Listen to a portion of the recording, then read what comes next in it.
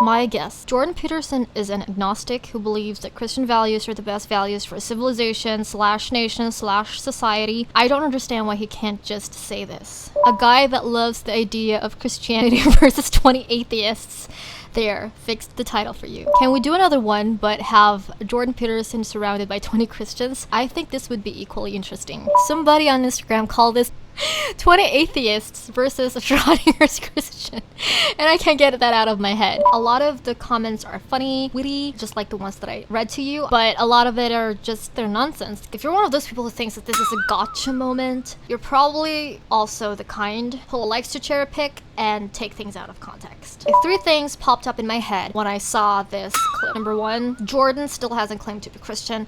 Well, at least not as of this recording. I've read so many comments, accusation of using Peterson as a mouthpiece for Christianity when he can't even himself declare he is one. And that is so annoying.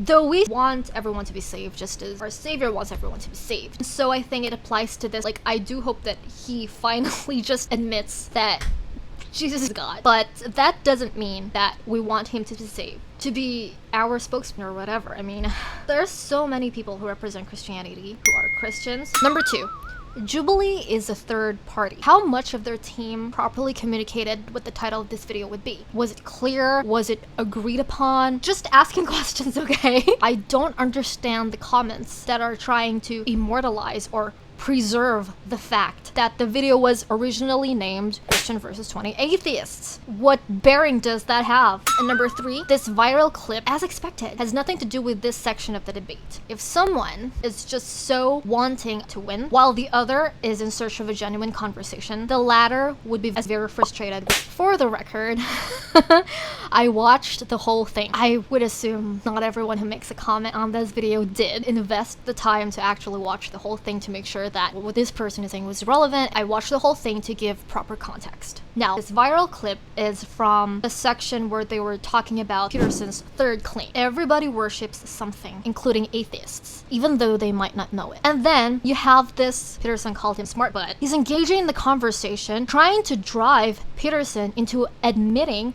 that he likes Catholicism and that Catholics venerated and worship the Virgin Mary. He just seems so desperate to make a point that was actually irrelevant. I'm not comfortable calling Peterson Christian unless he says so himself. That's not my call to make, and I'm not saying that his point of views are representative of Christianity. But I will say that there was truth in what he was claiming, and from a biblical perspective, and I say this as someone who's a vocal Christian, it's either you worship God or you're worshiping the devil. There is no middle ground. Lukewarmness is worshiping the devil. The thing is, the devil doesn't need you to worship him directly to worship him, if that makes sense. All the devil needs is that you prioritize anything else aside from God and the things that you need to accomplish to align your life in his will.